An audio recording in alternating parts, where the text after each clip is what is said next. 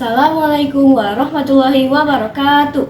Salam Om Swastiastu, Namo Buddhaya, salam kebajikan dan salam sejahtera bagi kita semua. Halo semuanya, salam literasi. Perkenalkan, saya Najwa, siswi kelas 8 MTS Miftahul Hairiyah.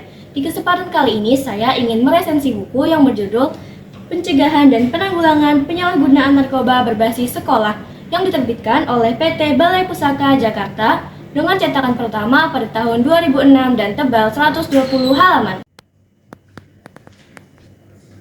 Buku ini bertujuan agar semua orang yang peduli di bidang pencegahan penyalahgunaan narkoba dapat mengembangkan pencegahan narkoba dan agar kita semua memahami cara untuk menanggulangi kasus secara dini, misalnya dengan konseling dan merujuk kasus. Sebelum itu, kalian tahu gak sih apa itu narkoba?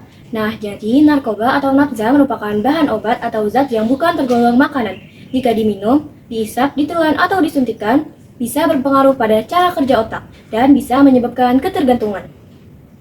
Narkotika atau zat adiktif lain yang dikenal dengan istilah narkoba telah menjadi momok yang menakutkan bagi masyarakat. Penyalahgunaan narkoba itu sendiri merupakan masalah perilaku manusia, bukan semata-mata masalah zat atau narkoba itu sendiri. Oleh karena itu, manusia harus mengubah perilakunya. Sebagai masalah perilaku, banyak variabel yang memengaruhinya. Sebagai salah satunya adalah untuk mengurangi stres. Penyebab terpenting dalam masalah penyalahgunaan narkoba bukanlah narkoba itu sendiri, melainkan individu, sebab seseorang harus bertanggung jawab atas keputusan yang diambilnya. Pelajar sangat tidak dibenarkan untuk menyalahgunakan narkoba, atau sekedar mencoba, karena narkoba mempunyai efek samping yang membuat pemakainya ingin terus mencoba. Penyalahgunaan narkoba berhubungan dengan kejahatan dan perilaku asosial yang mengganggu suasana tertib dan aman. Bisa juga merusak disiplin dan motivasi yang sangat penting bagi proses belajar. Penyalahgunaan narkoba juga berkaitan dengan kenakalan dan putus sekolah. Kemungkinan siswa penyalahgunaan lebih besar daripada siswa lain. Nah, kalian tahu nggak sih narkoba berpengaruh pada bagian otak yang bertanggung jawab atas kehidupan?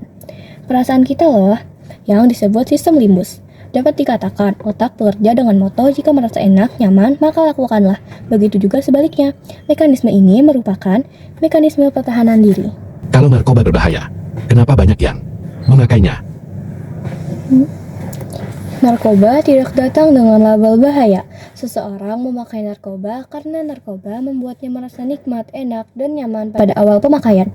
Perasaan yang dihasilkan oleh narkoba itulah yang mula-mula dicari pemakai, dan sering diceritakan pemakai satu ke yang lain.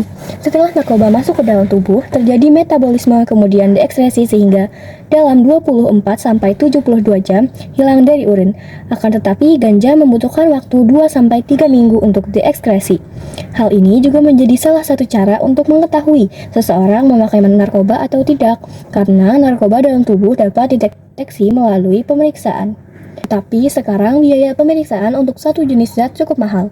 Berbagai cara promosi dilakukan untuk memperluas jaringan pemakaian dan peredaran narkoba.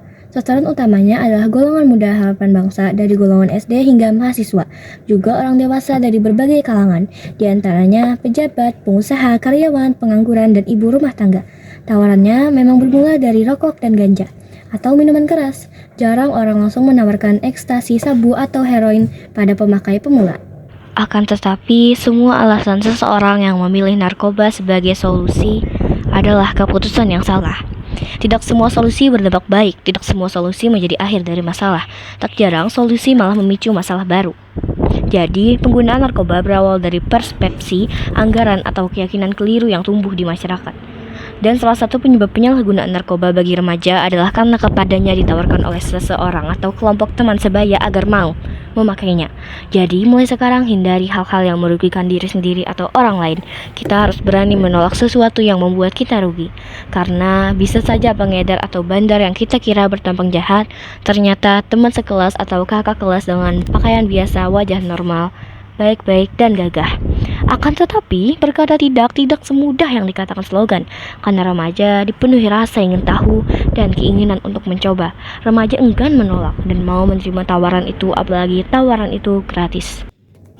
Berdasarkan data Badan Narkotika Nasional, sekitar 24% dari total penyalahgunaan narkoba di Indonesia berasal dari kelompok pelajar dan mahasiswa.